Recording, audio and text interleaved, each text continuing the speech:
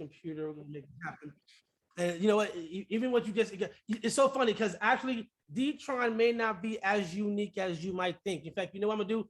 Let me change the name of what I see here and put Detron Peoples, right? That's it, right?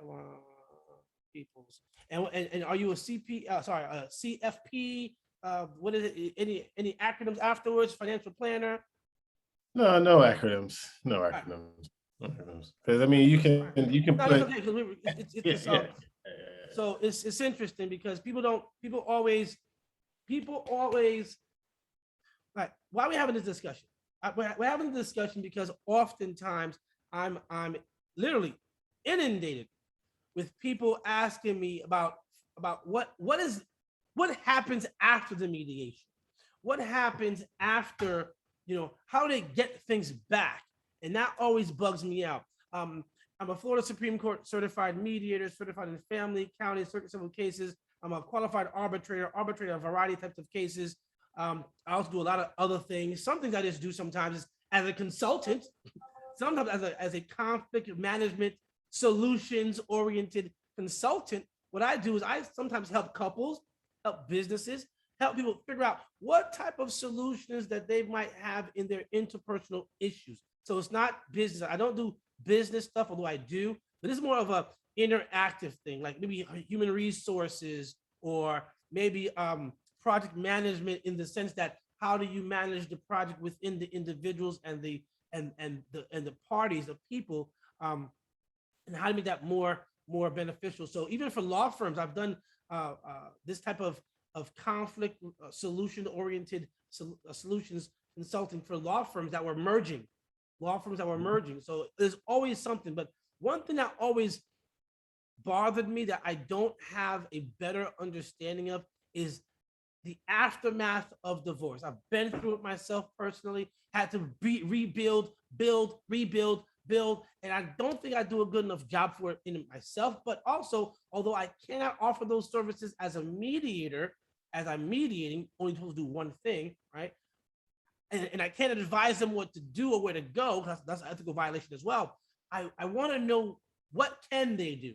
Because financial literacy is one thing, but how do you build what you lost?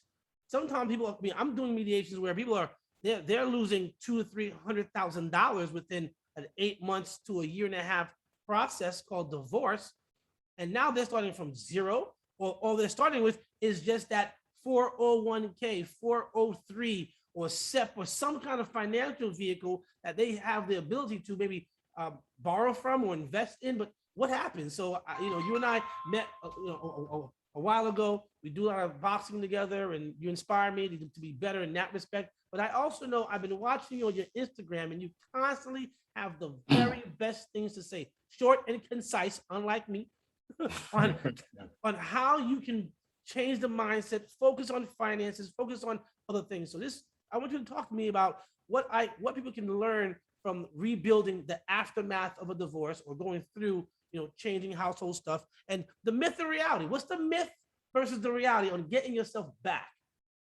It was funny because you word it that way, rebuilding after divorce.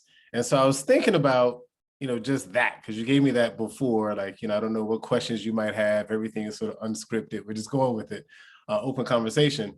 But I said to myself, just that alone, whatever you do after divorce is really what you should be doing before you get married. Ooh, wait. See, I take notes. No, see, I'm not playing. I take notes. These old school. See, what you should be doing after, what you should be doing before. And right. That's a hard thing for me to grasp sometimes, because, as you learn and you grow, you go through the hardship, the pain, the emotional loss, and the financial loss. You didn't see the importance of things sometimes. So right. I know you're gonna get into when you start. I did borrow that thing from you last week, right? Where you said, the things that you learn, teach the kids the things that you learn now as opposed to before, right? That was a great saying that I borrowed from you. Okay, so go ahead. I borrowed this from somewhere else. That's the beautiful thing about ideas. Is how it can be worth more than money. Because if I have $10 and give you $5, I only have $5. But if I have 10 ideas and I give them to you, I still have 10 ideas. Does it come down to the execution and creativity and everything else that it grows from that? But back to the subject at hand. So yeah, everything you do after divorce really should be doing before you even get married. And what makes divorce so treacherous financially is because there is no game plan.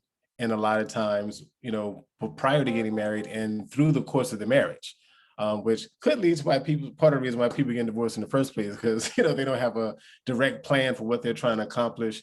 And so then personal, individual goals may come in conflict with one another, because as a unit, they don't see, they don't have a bigger purpose in place. So it's like whatever bit you can accumulate while you're married and your two incomes, we have to divide that. The lack of structure is what makes it seem incomplete. You know what I mean? So it's I guess we'd have to talk about what you should be doing in the first place. What should you be? You know what? I'm gonna jump in real fast. The problem with even setting that up of what you should be doing in the first place. And by the way, in my mind, I think there's three things. I already got myself a 1, 2, 3 points that I want to learn from you. And one of them is things you should be doing after are the things you should have been doing before. I like that. Right. So that's one thing. But oftentimes, even that conversation, we always hear from these gurus, from these lawyers or whoever who's trying to assist parties after the divorce. Oh, do it again.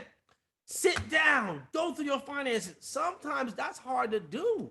Sometimes people can't sit down and map out their finances because they don't know where to even start. Besides, here's my bank account. Here's what it looked like. Here's what's happening in it right now. But an actual financial affidavit that you will find, there's a Florida Supreme Court financial affidavit that's available to anybody, not just divorcing people, anybody. At least gets you to put things down in place. Rent, what you're paying on right now, student loans, car notes, money borrowed, blah, blah, blah, blah. So that's a good thing. So having that financial affidavit filled out before, not to be in people's business, but then again, to be in people's business, right? But you know what, though? I would say, because that sounds intimidating. Yes, it does. You know what I mean? Like when you say financial, affidavit, I myself, who looks at numbers, who runs hypotheticals, I'm not excited about a financial affidavit. So really what I mean when I say what you should be doing before is, so I sit down with a prospective client. My question is, what are you trying to accomplish? That's where you start. What are you trying to accomplish? Because whatever dreams, goals, aspirations we all have, and they will have sentimental value, they will have this, they may have spiritual, essence, along with it, whatever it is. It may be all emotional, but in this earthly realm that we exist, it's going to cost money, because you're going to have to pay someone for their time, possibly, to help you get from point A to point B, or whatever the situation is. Everything has a cost. The church pays a light bill, you know what I mean? There's property taxes, there's land, everything has a cost. So whatever it is you're trying to do has a cost. So before we go through financial affidavits and, mentally overwhelm ourselves with, really is just math. The question is, what are you trying to accomplish? What are you trying to accomplish? Like, what are those things? Then we can put a price tag to it. Do you further define that? Do you further define that? Like, what are you trying to accomplish financially with your potential partner or for yourself? What are you trying to accomplish, period? So in terms of, okay, we're getting married. So, okay, John meets Sally. They fall in love. Well, whatever love means to you, why you love John and why you love Sally. Okay, now you're going to get married. So now you're married, you're living life together. And you are technically building a life, because maybe there'll be kids and so you're raising a family. So what is it you're trying to accomplish at that point? Even if it's just you and your partner, whatever the partnership is there a house that you want? Is there a certain place you want to live?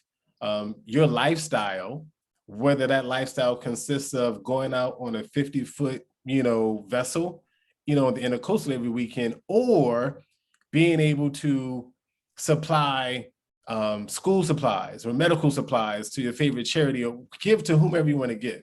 You know what I mean? So whatever it is you want to do however you want to live your life in order to give it purpose and meaning, that has a price tag.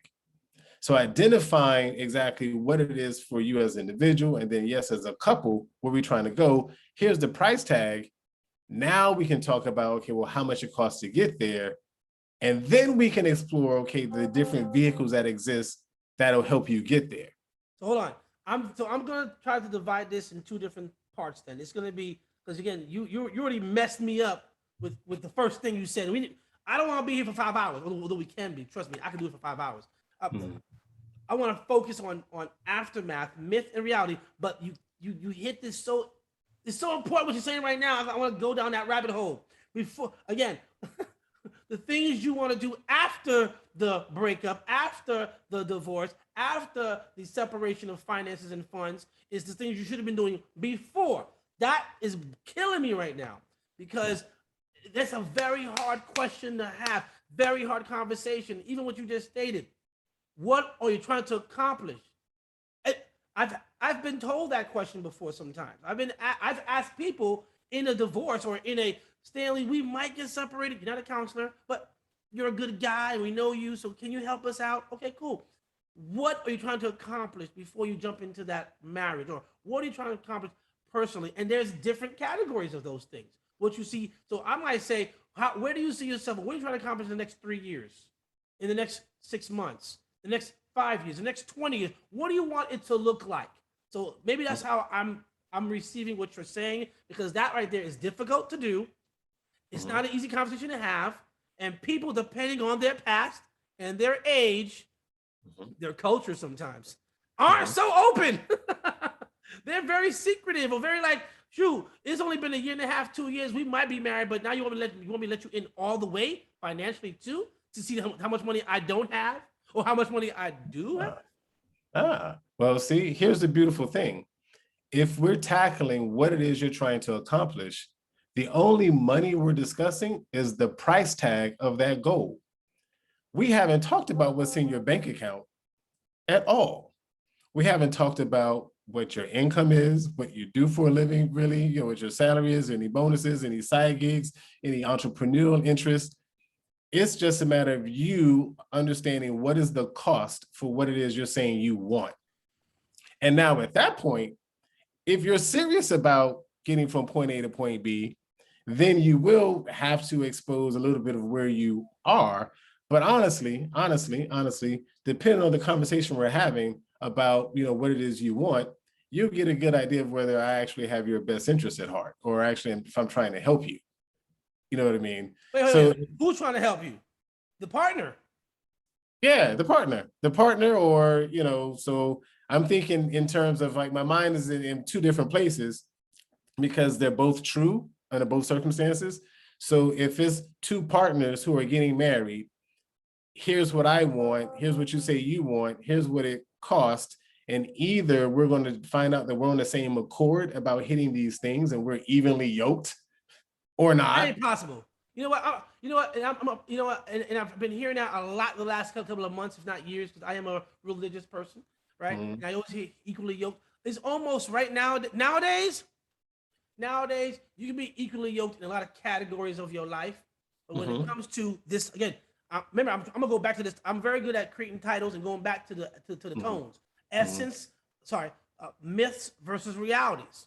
Right? You can be equally yoked in a lot of aspects of who you are, aspect of what you want, aspect of the means in which you get it, but you may not be equally yoked financially. You may not be equally yoked as far as life experiences. You may not be equally yoked in the things that definitely matter.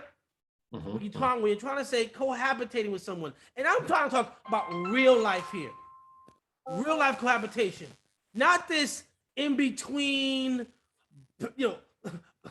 live-in cohabitation because you have a kid and we have a kid together, so let's figure it out by living together. I know real grown-up stuff, grown-up work.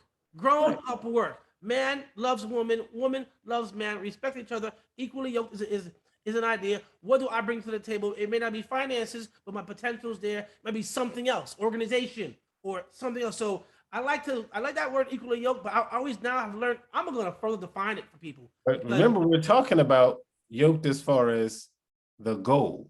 Right. So now if we're both saying we want the same thing, because this is supposed to be a finances. So now we're going to identify early who's the spender, who's the saver. But now we're going to get into, well, how people handle debt or even paying bills. Right. You know what I mean? Just those type of patterns and routines from a financial aspect. And so let's say, most people don't talk about these things because people don't grow up talking about it with their family. They don't grow up talking about it with their friends. It's not really taught in college. So we get an education, we make good money, and then we get married, and now we're divorced. So the things that we didn't focus on before, now it's like we have these kids here. Well, the same way we should have been talking about, well, how we're going to pay for college for the kids. You know what I mean? And how do college funds work? Now it's definitely going to be a topic of discussion after your divorce, if the kids are still young. You know what I mean? So now you're forced to talk about this thing that again should have been there beforehand. Even the simplest thing, like as far as life insurance. Woo! Big word there. Even as simple as that, it's like, okay, well, it comes down like, what's the goal? What's the purpose? So we are together, we're married, whatever. Kids are involved. What I see a lot from my professional experience, when people get divorced and they'll have life insurance together, out of emotion and anger, the policy owner will want to remove the now divorced person from their policy. Because they think even though this is a financial instrument, they're using it in terms of an emotional weapon.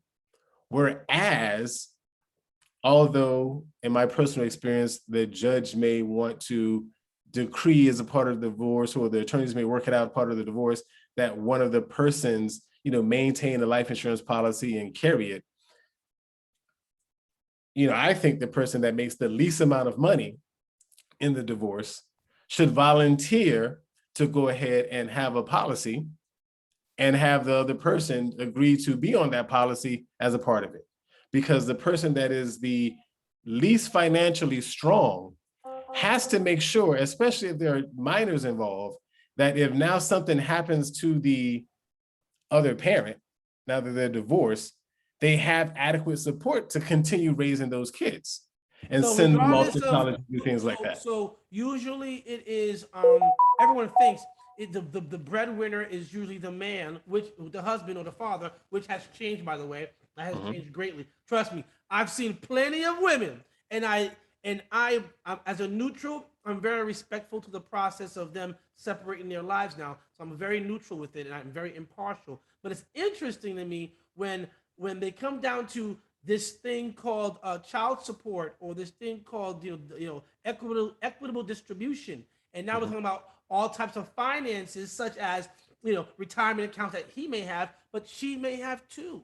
And it's like, hey, he might make 40,000 more than you, but because you at where you were at for a longer period of time, you actually have a larger next egg in your 401k plan, or your or whatever vehicle you may have, your Roth IRAs or whatever. Guess what? When you separate, yes, he's gonna have to pay child support because he makes more money based on time and such. But your Roth, your retirement account, which is way more than his, gets put into the mix, and the facial expression is like, no. I'm like, that's what it is. So what do you? So I like what you just said, that the person that's not making as much financial contribution in the marriage because of whatever reasons, job type or whatever it may be, might also think about getting a life insurance policy within themselves, not just depend on the person who is the larger amount contributor. So just so if anything were to happen to the other person, they have some coverage. Now you're going to get into I guess you could get into some more sophisticated vehicles that are available, more than just what we all know of, which is 20-year term or something like that. So, okay, what else? Well,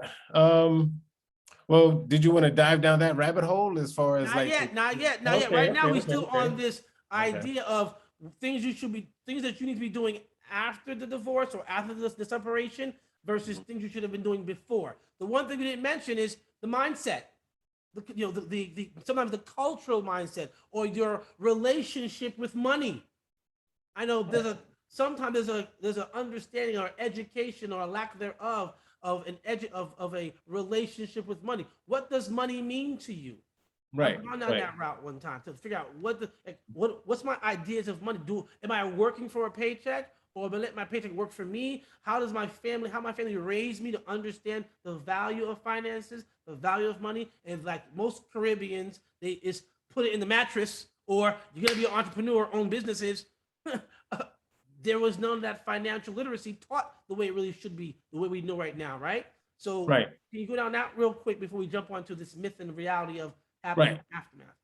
Well, I think that's a part of what we were talking about before, as far as, okay, identifying, okay, what's your goal, what's my goal, and Goals, then putting a price tag on that. price tag on So, goals. so what's the price tag on the goal, and then from there, when we talked about the spender and the saver, Mm-hmm. and we talked about how people, pay their bills, and what their debt situation is, or what their credit score might be.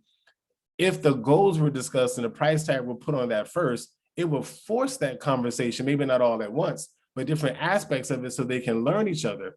So I think what a lot of people do, because they don't talk about money at all, with friends, family, or now their future spouses, what have you, people are in a position where they're somewhat independent, they make X amount of money, and this other person makes X amount of money. We really spend all our time in each other's place, so let's go ahead and start living together. And so it's like they go into a place where the individual lives are being lived together. You know what I mean? So now we're sharing the bill, so we have more money. But because we never identified our goals and we don't have any idea what that price tag is, the money that we make, that we could be putting to work, that could be productive for us, is a lot of times being squandered on moments, on memories, etc. And I think what happens Dinners, is heavy dinners. dinners. Absolutely. So I think now what happens is, when people, if their personalities allow them to get along long enough to live like this comfortably, and then it's like, well, the next step is to get married automatically. Then you get married, and now now you realize that, hey, there's a financial affidavit that exists for just in case you two lovebirds don't make it. And everything that you happen to do on autopilot, like even participating in your job's 401k, which a lot of people do on autopilot because they themselves don't have any goals. So they're not thinking about, as a couple, how much money we need to stop working by, to live like, how much money we need if we have kids, whether they're adopted or, born. or even when you are, because let's get real, everyone now, sometimes they get married in their late 20s, early 30s, mid 30s, are coming along with other families. So there's a lot of blended families happening. So you have a blended family now. Excuse me. Not only do you have your kids from maybe a prior relationship, but someone else's children from a prior relationship, and because you love them, let's all be the Brady Bunch, the Partridge family. It's all gravy, it's all love, but now there are other lives to consider. Right. And I've seen couples where, in those blended situations, there's one of the adults who won't offer any financial support to their spouse for their kid from, the other relationship. You know what I mean? So there again, but that kind of goes down to goals. What are the goals? You know No, what I but mean? also that's an important discussion I want to have, but not now. In fact, I do these 8-hour seminars, advanced negotiation seminars for lawyers, mediators, whoever wishes to, I guess, get more techniques on how to negotiate at the table. Doesn't matter if it's mediation or not. This is just negotiations in general. This what happens that mediators and lawyers attend because they want these continuing education credits. Nonetheless, part of that, when I get into the family conversation, is what you just said. Hard conversation to have. Hey, my love, you're my everything, and we have a beautiful child. We're gonna have a beautiful child, but you have to take on my 2-3 kids. I'm gonna take on your 1 or 2 children. We're gonna have 5 right now that are blended before we have our own union solidified by a life we created.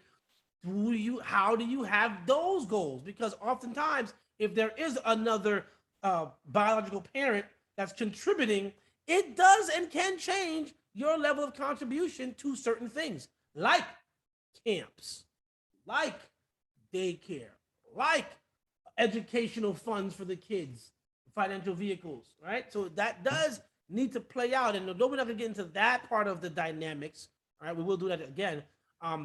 It does play out because now that you've broken up, or now that again, this is the aftermath, right? Myth and reality.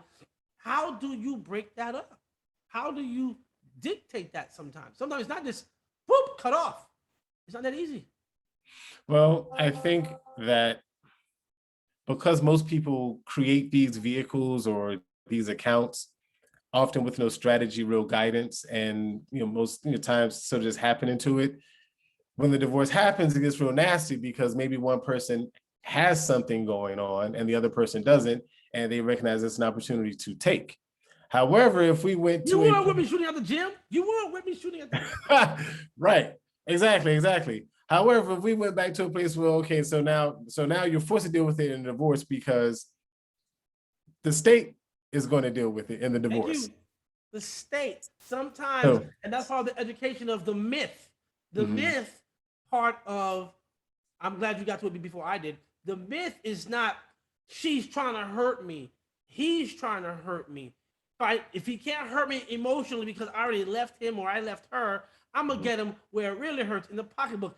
It's sometimes the state that dictates it because again, you don't have an option. Child support is not an option, it's by the state, but it's equally shared. It's not going to be equally yoked, but equally shared. There's an equal financial obligation that's hard to obtain, right? Or hard to solidify. So I know I approach it where saying, hey, listen, this is something that's part of the separation factor. In paternity cases, never married, but cohabitated, right? The myth is she's trying to hurt me and take everything I have to get me back. I cheated on her, or we just didn't work out anymore, or whatever it was. No, this is a vehicle of what this is a function of how the state sees people who have a biological child. So by statute, by state, there is actually, or rule of function, there's an actual financial affidavit, a child support worksheet guideline that has to be completed. Now, the enforcement of it, something different. That's a different animal. The enforcement of it. But doing it is what it is. And the reality is you don't want to contribute anymore. You don't want to participate anymore because you want to show your level of hurt and pain. But that's not often the smart thing because now you're wasting resources fighting that fight. That's natural. Right. And so you have like the child, I wasn't even going to touch on the child support because we know that's, there's already a thing with that. But as far as whatever assets people accumulate together, and even if it was, and oftentimes couples do not work in tandem on different financial things. So you'll have persons with other, accounts that the other person doesn't have. So now when the divorce, when I said the state's dealing with it, the state's automatically saying, lay out everything. That's a financial affidavit that you have.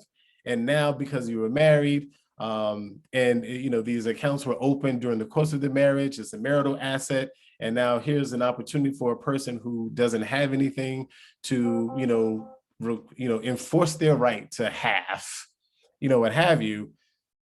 So that's what we see play out because, there was no structure they had. However, imagine a world where people had a game plan and knew, they knew the price tag of their goals, and they were each contributing according to their income. So you know what I mean? Equitable, not so it's equitable. Right. Equitable. Right. So now you get to the divorce part and it's like, okay, well, even though this person might have more, and let's say their 401k just for a simple, obvious, tool that everybody recognizes, even if because she made 80,000 and he made 45, her 401k is larger because she was able to contribute more, based on her income. However, in this divorce, do I really want to have any of hers because I'm not losing anything? I still have everything that I put in mind that'll give me the lifestyle according to what I make. So I'm not losing. So I think that some divorces would be a lot easier if people didn't feel like they were losing. And a lot of times people, because there's no structure, there's no goals, the balance is so off, someone feels like they're losing and they're taking, where people could walk away with, I got mine, you get yours. Let's end this and raise these kids. hold on. Let me just go through what I've got gained so far. I got so far the things that you should be doing after the separation, after the divorce, are the things you should have been doing before. Which means, if you're not in the situation now, if you're married now, too late. If you're divorcing now, too late. But for those who are thinking about that, they're betrothed. Oh, I love you. You're so cute. I'm gonna get a ring. Let's go shopping, baby. It's Christmas time. All that stuff. If you're gonna be doing all that, start thinking that way. And I know it's hard. I've been down that route myself personally, so I know it's hard to even say, okay, love you. This discussion today is going to be about our finances, and Our life. Our Our life. life. So a good technique, which is not a mind screw technique, but a good technique, is to frame things as we. Instead of using the word I think, I am, I, it's we. What is our shared goal? What are we gonna do? I make $120,000 a year. You make 35, 45, whatever it may be. What are we gonna do with our money? That's hard. But I know I operate that way personally, and I try to help those that want solutions to their issues to learn to operate the same way. Stop thinking I, thinking we and our. That makes it more palatable. Okay. I know I'm gonna get some pushback from people like, yeah, but I'm the one shooting in the gym. I'm the one that yeah, but you know what? Then don't get married. If you cannot change me and I to we, maybe you should re-examine what you want to do then. That's the myth. People want to be an individual. You're no longer an individual. You're one person now. So yes, you're making $1.5 million and she's making 45,000, or she's making $1.5 million and you're making 45,000. To some degree, you want to maintain an individual sense of who you are, but there's no longer that. You say I do. It's so funny. I said this one time and it freaked some people out. Do you know the only license that I'm aware of, the only license that has no expiration date is a marriage license? The only license that has no expiration date that you have to ask and request for is a marriage license. You really can't get married tomorrow. You have to go to the courthouse, request a marriage license, pay for it, qualify to receive the license. Then you have to wait some time, a day or so maybe, and then you get a notary public to do the nuptials. Then you file that license, right? So this is some official stuff. And guess what happens? Now you have to request, petition to separate, or request, petition to be recognized as the father. So all this stuff is legal, but no one wants to think about that because they're all in the emotions and love, love, love, love, love. So back to what we're discussing right now, the myth and the reality of it. Same thing goes. So even though you are an individual to some extent, once you combine yourself, you are one. I don't care about your religious belief. In the matter of state in Florida, you are considered one individual, because when you have to separate, guess what's going to happen?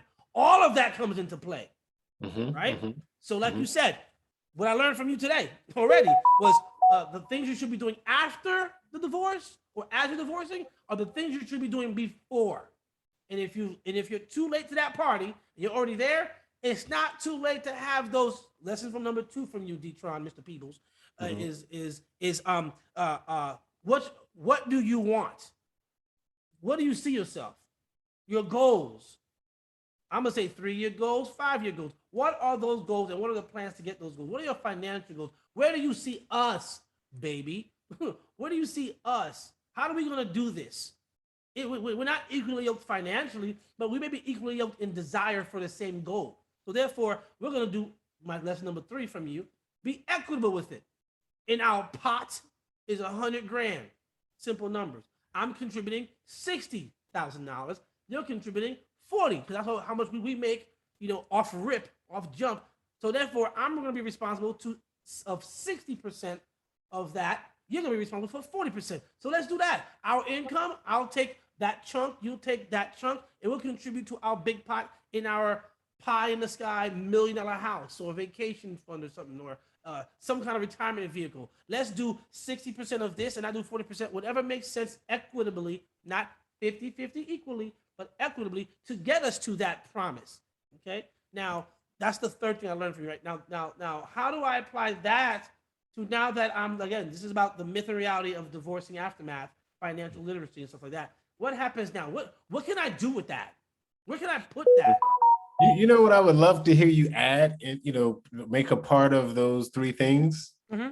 that I think is really what makes the conversation different, is putting a price tag on your goals. I'm sorry. I heard it down. I didn't say it. That discussion of goals, 3 to 5 years, price tag. Okay. Putting a price tag on the price tag on the goals. Because it's like what we say is you can't hit a target you can't see. Hmm? Right? So if we're two athletes and we're supposed to be on the same team, but we don't know what sport we're playing, you might train for boxing, whereas I might sit up here and train for basketball or something like that. You know what I mean? Because like if we don't know what sport, we don't, so not having any goals and understanding what we're conditioning for is like being two athletes from the same team without being told what sport we're playing. Yo, I'm borrowing told so to go much out stuff and from you train. right now. Let's go train. Let's train. You know what's funny? Yo, I'm so nutty with my ideas and seminars and how I see dispute resolution and conflict and how to approach it. I see myself now doing a seminar where I'm like, okay, I see two people that are going to share their life together. Let's train. And they spend 5 months, a year and a half saying, we're going to train for this. And the event is called marriage. But we're going to train, we're going to train, we're going to train. And on the day of marriage, they've been training individually. They're there. He comes with his lacrosse stick and she comes with her ice skating stuff. Right. Y'all been training like crazy. Y'all been preparing yourself, but you've been training for the wrong sport. What's up? You've been training for the wrong type of marriage. What's up? You've been training for the wrong type of goals. So you've been training. Bravo. Went to school, educated, asked the right questions, the right date app, whatever it is. But now that you're there, it was the wrong sport, the wrong type of marriage, the wrong type of communication that you guys did not even know to ask or understand, because you didn't want to write those goals down and, like you just maybe say, put a price tag on those goals. Ooh, that's what I'm talking about. Put a price tag on them. Okay. Right. And so now, so I was thinking even usually like myth, reality. So like the myth is you can enter marriage solely based on your emotional connection with someone. Oof. The reality is the emotions fade. The breakup is going to be based along financial guidelines. That's the reality, because the court doesn't care who was unfaithful. Unless somebody did something to the kids, or unless somebody physically was physically assaulted. Or mentally incapacitated. Right. All that emotional stuff that, that we judge each other in a moral standpoint as far as fidelity don't matter. It's going to come down to these financial things that was never discussed, that might have fleshed out certain things between the two of you. That's all the divorce is going to be about. So the myth is marriage is all about, I guess, love and emotion. The reality is divorce is all about finances. You know, real quick, I want to make sure I just say that. I keep telling people, love, that's that Walt Disney World stuff, man. Marriage is not about love like that. Love is a myth. There's no such thing as love. It's respect, it's trust. That's what it's about. And it's commitment. Commitment, trust, and respect. Yeah, commitment, trust, and respect. That creates love. That creates an interest. When I say I trust you, when I say I respect you, that turns into the take everything I got, baby. It's all yours. Because I trust you, I respect you, and I made a commitment to you. That's hard, because nowadays, yo, I'm telling you, these new millennials or this new way of doing relationships where no one wants to fix anything, they rather leave than fix, because hey, it's easier to leave than it's like, I'm gonna try you out for the first 10 years. You're gonna try me out for 10 years. I'm gonna try you out for 2 years. I'm gonna try you out. I'm talking, I see this. I'm thousands of relationships in here, not fixing relationships, but helping them structure a better communication pattern to break up easier and raise children, right? So I'm seeing, again, I don't just do the family stuff, but that's where my forte lies, with helping people address it, because that's the issue. These part-time ideas of what, well, because I don't get the tingling feeling no more, I'm done. Because I'm not tingling, okay, that might be the case because That's because you base your ideas of love or respect or trust or commitment on tingling feelings first, like the movies. Like we're bringing what's that TV show? Bridgington or Bringington? I didn't watch that. Whatever. It's like, oh my I God, don't my know. heart. Oh, you give it to me. Whatever. It's trust, respect, and commitment. And that means you have to make a commitment, a decision.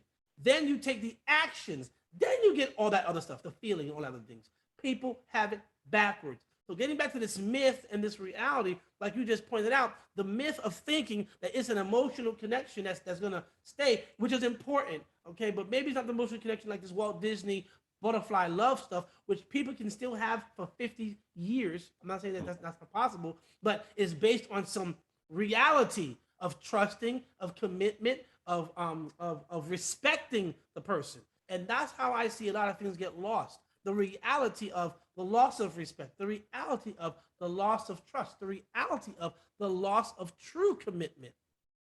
And that's what makes finances so important and so hard, because the extension of all that, a lot of times, is that commitment. Sorry, is the finances and how you want to now deal with the aftermath.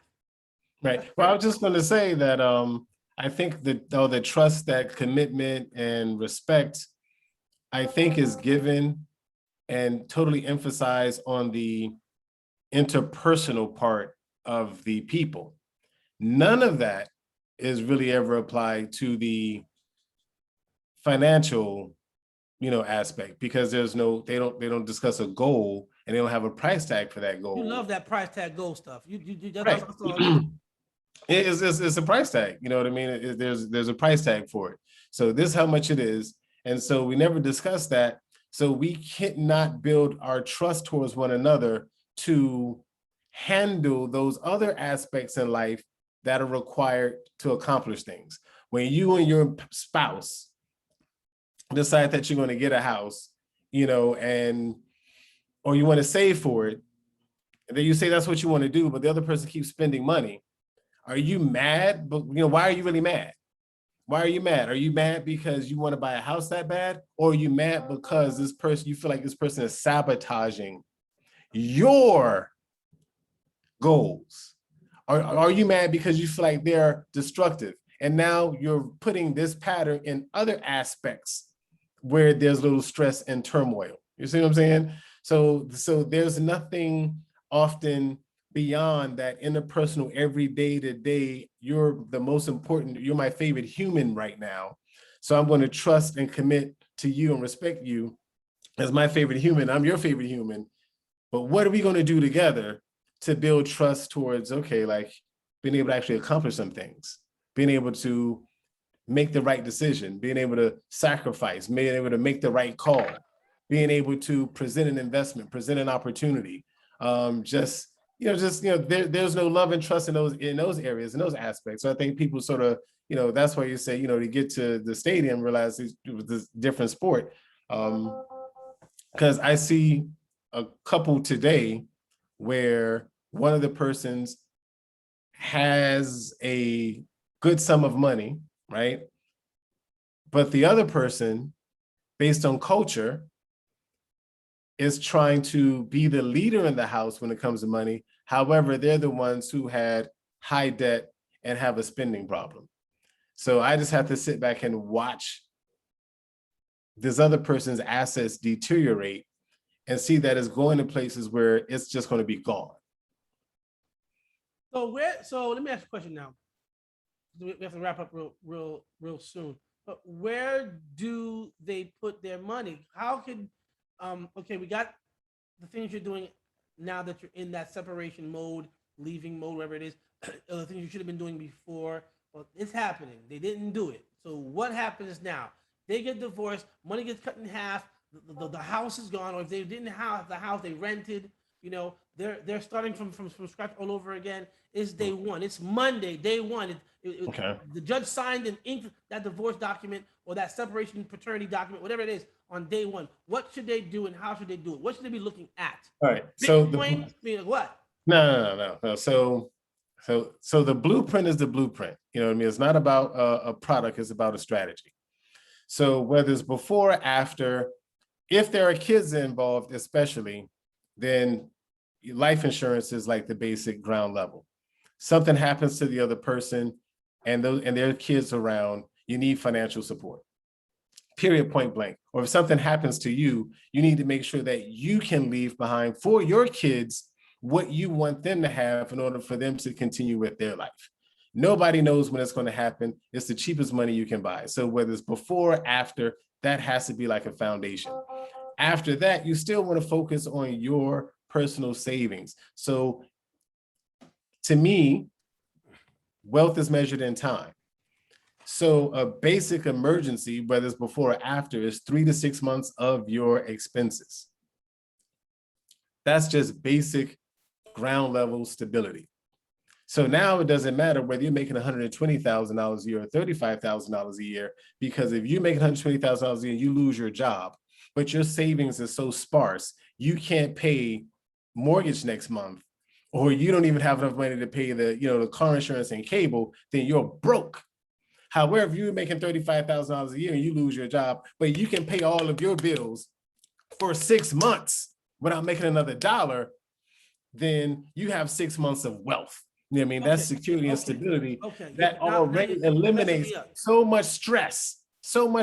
And if a couple had this blueprint before, when someone did lose their job during the course of a marriage, they wouldn't be at each other's necks. So teaching strategy to their kids. I like what you said, strategy over product, because I know I've been inundated the last 20 plus years in the legal industry and community that you have to have a vehicle, you have to have a 401k, you have to have a SEP, you have to have all these vehicles, and now you gotta start investing in Bitcoin and And you're saying instead of looking at the product or something like that, look at the strategy. So in other words, I'm getting from you, which you didn't say, but I'm thinking what I'm getting from you is pay yourself first. If it's gonna be, hey, listen, I get paid $10, $2 every paycheck, regardless of what's going on, I'm gonna put here. I'm gonna put somewhere. Then pay yourself first. So hopefully you can accumulate within an amount of time. As you said, wealth is about time, right? Measured in time. Maybe in about 4 or 5 months, 6, 7 months, you can hopefully have what's getting close to be 6 months of your salary take home. So if something happens, you have that, and then now you can move it around, I guess, or shift it around. But it's think of it as like a house, and so the foundation would be life insurance just in case something happens. The first floor, let's say that'll be that emergency fund, that 3 to 6 months, right? So then on the next level, you can get into, some investments, whether they're for short term or long term.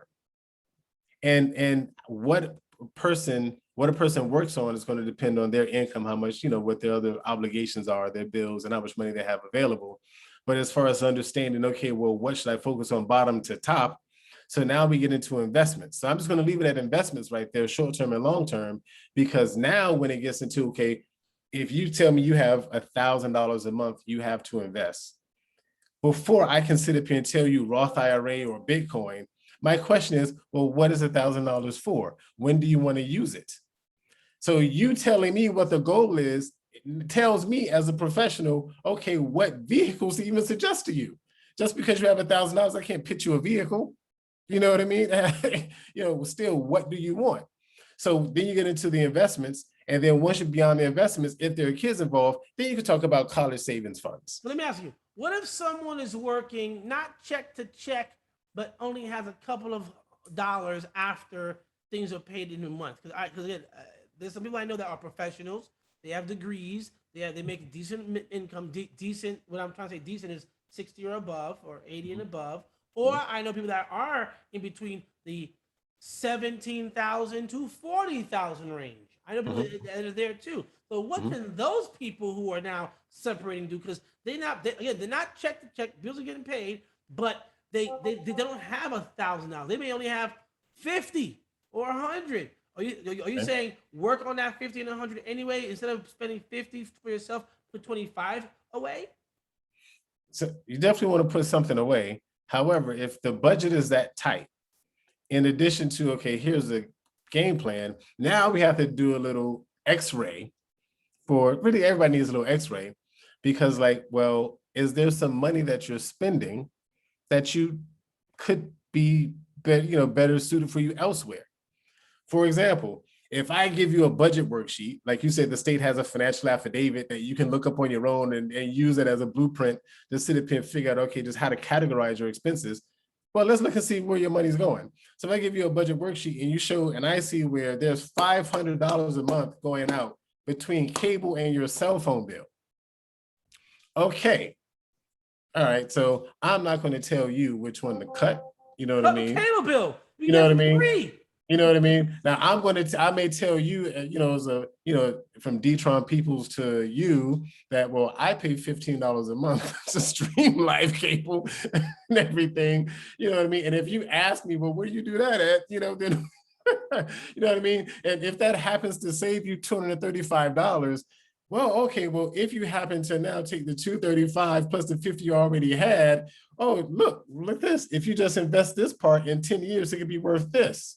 Now, that's my job as a professional, because if I show you where it's only $185 to you a month, but in 10 years, I show you, well, that's $35,000. And do you have $35,000 today? Okay, well, it'll be useful to you in 10 years, won't it?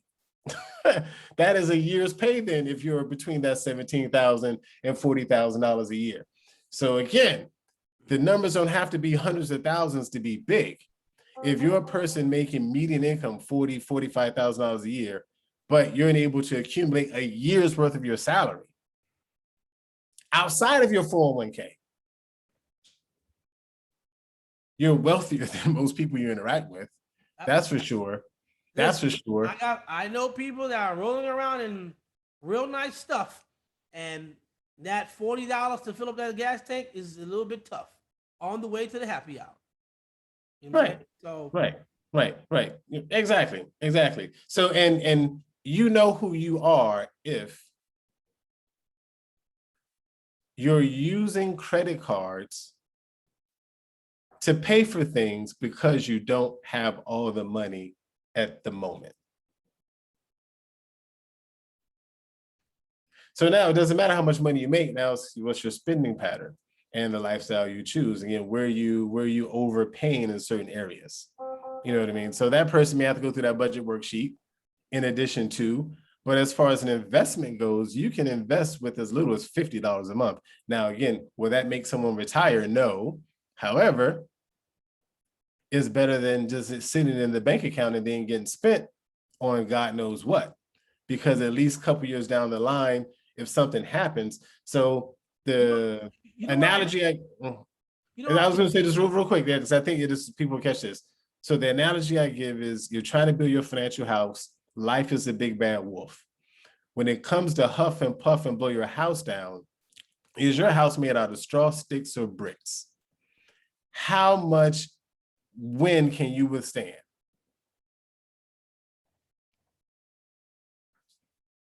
I gotta put that in cartoon form. Life is like a financial house. I like that. Yeah. Okay. Life is the big bad wolf. You're the little pig. Is your house built out of straw, sticks, or bricks? You lose your job, you can't pay your cell phone bill in 2 weeks. That's not a brick house. That's what's up. And I like what you said, one of the strategies. So what I got as far as, again, remember, I'm trying to get back. The strategy, again, you said life insurance first, most important. I guess we didn't get into that because there are different life insurance things to look at. Term versus whole versus a bunch of other stuff out there. So life insurance important. Then 3 to 6 months, being able to work towards getting 3 to 6 months up there, and then looking at investment. So once you have 3 to 6 months available to you, set to the side that you're not going to jump on, then start looking at those outside investments, which could be, as you said, I would say you in that case, walk and chew gum at the same time. You know what I mean? Because even if you're, I would say, let's say somebody has $150 total, that's all I got extra. They have no savings, they have no investments. I would say, okay, well then 50-50. Go 75-75. Because, over the course of a year, 2 years, 3 years, 5 years, obviously the $75 that you were investing is going to be worth more money. But at the same time, if something happens and you need cash, the $75 that wasn't earning any interest is a safety valve. That's security that you're buying. So think of it that way. I don't even like to call it a savings account. That's my security account. Mhm. That's my security. That's my safety net. You know what I mean? That's what that is. That's me not yelling at the wife. Also, a technique or strategy that is work is especially right now, there's a lot of things you could sign up for that puts money away from you before you see it. It's either through your job, if you have, some people have forced retirement accounts, if they're work for the county, whatever, there's a forced thing. But if you don't have that, maybe you can set something up with your bank that says, you know what, every check, $50 goes over here. And people usually spend what they see. Right. That's what they probably usually do. Spend what they see. If it's not something that's mandatory, like like lights or food or something like that, car notes. They spend insurance. They spend what they see. So I might think I have an extra $15, $30, $100 to go here and there. But if I don't see it, I'm not going to spend it. Now realizing, you know what? I forgot that $50 a month or $50 a check is taken somewhere. And you might have these cost savings plans. I remember a long time ago, my bank had that where, like, no matter what I spend, if I spend 50 cents, it was like you heard it before. If I spend a certain amount, they'll put the rest, that'll make up $1. So if I spend 92 cents, then 8 cents goes, that would round the dollar over here. Right. Well, there are now more advanced programs, just like, or opportunities through credit cards or through card companies or through apps that mirror that have access to your account that says I think Acorn is one of them. There's a program called Acorn. If you sign up through Acorn by using a certain bank account swipe card, every time you spend $5, it'll match that $5 into a savings account, $5 into an investment account. So you don't even see it being gone. You see, oh, well, Acorn has $25 this month, and when you look, you might have $300 in there. You might have $3,000 in there. And if you don't pay attention to it, it will grow from there. And now you can invest that into something. Again, we're talking about small numbers, and some people want to invest larger, like 50,000, 100 grand into property. I'm talking about immediately. There are some, and I'm seeing this all the time, immediate need for a financial checkup and wake up because of the separation of the dual house income. And then, so this is what the discussion is about. How do you create, or how do you address the myth from the reality when there's an immediate boom? An immediate meaning it gets separated within a year or two, because divorces don't happen immediately. It happens over a period of time in courthouses and COVID and closing, attorneys' fees and costs. And as a mediator, I'm doing a lot of mediations where there is no attorney's fees because no one can afford to pay the $1,500 up front or the $3, $4, $5 up front. And no matter, I hate this. Sorry, attorneys, no matter what they say, it's replenishable. It's going to be eaten up with the 5 emails. You say, hey, Jim, I got an email yesterday from Roger, and I don't know what to say. You just got charged for that email. you just got charged for that text message. And when you get that bill, wait, what? How did I eat up 5,000 in attorney's fees? Well, you send 30 emails, and they reply to 30 emails, and they're going to charge you per hour. Is what it is. So, right. But it's all comes down to the goals. Before, after, so especially after the divorce, when there's that equitable distribution and that quadro, is ordered. Don't just use terms. Quadro, qualified domestic relations order. Quadro. Yes. Saying this spouse has to give this spouse X amount. So obviously a person needs in most cases, a professional. Yeah, there are accountants that do that, right? Yeah, sit down and talk to, figure out, okay, how these things work. But again, whoever you talk to should be focused on, well, what's your goal? And what's your time frame? If that isn't clearly understood and emphasized from the beginning, then you're probably just going to be sold a product or vehicle that is going to, yes, give you some sort of return, and you'll feel like it was good, but good in comparison to what? You know what I mean? I know it was good for possibly that person's commission. You know what I mean? So it definitely has to be a conversation at all times about what's your goal. You're going through the divorce, you're forced to go through this thing, money's being divided, you're on your own. What's your goal? How fast do you want to get out of the apartment now if you had to leave the house? You know what I mean? In order to buy your own house, what's your goal? What's the income you need to claim? What's your debt to income need to be? You know what I mean? So this is the same conversation that if you never got married and decided to buy a house, you need to have with yourself. So if you get married and you're renting together, it's a conversation you got to have with a broker to figure out, okay, well, how do we get the house? You know, you're still going through the same taxes, all the same stuff, because whatever it is you say you want, there's a price tag for it. So what's the price tag? There you go. We That's go your from there. theme. What's your goal and what's your price tag? So let's end it right now because it's been over an hour, and I definitely have more questions I want to ask you. More like what kind of vehicle, types of vehicles, blah blah blah blah blah. But this is a good framework to start that conversation. Which again, the thing that I just really got, I like that. Now that you've separated, divorced, whatever it may be, things that you should be doing now, you should have been doing before. So that means come into it with a different mindset. Come into it more of a with a more structured idea. I know it. Also, what I do when people are separating, there at the table, I say, I hate to say this, but it's true. Marriage is a huge business. Huge business. Divorce quadruples it, not just because of going through it. You know, you might have a big wedding that costs $30,000, but the divorce can cost hundreds of thousands real quick. Not only in fees for professionals, but the thereafter, therapy for you, therapy for the children. I know a lot of times law enforcement gets involved. Now there's a stay away order, and it gets rah crazy real fast. Now you go from one spot to two spots. You're gonna have Double rents. double rents. You got kids with two different pajamas on. No, not two. They have two different sets of book bags. Yo, I know people when they separate, the kids have two separate of everything because the parents can't get along at all, and it's hard on other kids. And guess what? That's generational pain now.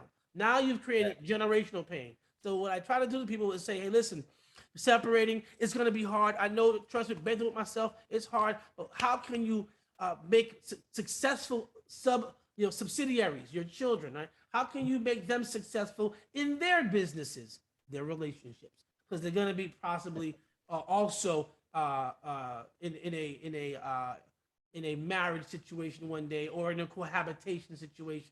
How can you model better behavior? How can you model better financial literacy? How can you model better means of getting things done for their future to reframe these things? Again, I wasn't taught this stuff. I wasn't taught to understand. I was taught, hey, put it inside this put it in your sofa. You know, put it underneath your mattress. Let it grow that way, or just keep getting bigger and better jobs with bigger and better bonuses. You know, people. But again, no harm, no foul. We can only teach what we know, right? Well, that's why the joy of this opportunity, the joy of having these smartphones is you have no reason not to educate yourself to be the proper way. Get bigger, get better, and grow out your comfort zone. You know, different. That's why networking is so important and having different networks. So, anyway, Mr. Yeah, I caution the apps. I do caution the apps because it's like doctors go through medical school and they have, practice and do things like that. So we can't become doctors ourselves just by looking at medical things online. So Some do. So in the financial sense, you definitely can't, almost like be your own advisor just by looking up things, because there's a difference between knowledge and wisdom. And so, we can use our smartphones, our computers, this information age to gain a lot of knowledge, but the wisdom is the application. You know what I mean? So it's connecting the dots because everybody's circumstance is different. Because again, if the conversation starts at what's your goal, I can find another, Stanley, exactly, your age, with completely different goals than you. So, everything on paper might be an attorney and all that type of stuff, same education. But if your goals are different, your financial plans are different. So all that knowledge, has a different network of wiring or pathway, for each one of you. You know what I mean? So I do caution those things because they're cookie cutter and is not a one size fit all thing when it comes to financial planning, whether it's before or after. And if I should share one quick story, because I think this will really hit. This is a personal friend, spent 32 years of his life paying child support. because he had one child very young, in high school, years later had another one. So 32 years of child support, now finally done and is ready to start investing. And just to speak into the mindset, like you said, type of person where investing from young never made sense or just automatically felt like it was too expensive. But then sitting up here now having kids put him in a situation where he was forced to invest. And now he's in a situation where now in these 32 years, he has contributed over $100,000 in cash into the system for child support. If he had, well, again, just the exposure to the culture and everything, the understanding about life and goals and purpose were different. And that might have even caused him to take a little bit even more precaution beforehand, not to make this, at this time, to even put away that same amount of money for half the time. And then maybe had a kid and paid child support the other half of the time, he'd already be sitting over $1 million right now. It's crazy. Yeah, it is. It is crazy. All right, Mr. Peebles, D-Tron, I love it, man. Thank you for your time, bro. Again, I'll see you out there doing your thing. It's all good. And to know that I have people around me to surround myself with people that can help me get myself better. I need to work too. I need to figure it out myself. But just want to say thank you for that. We're going to do it again. And hey, have a good rest of your day. All right. Thank you, sir. Have a good one.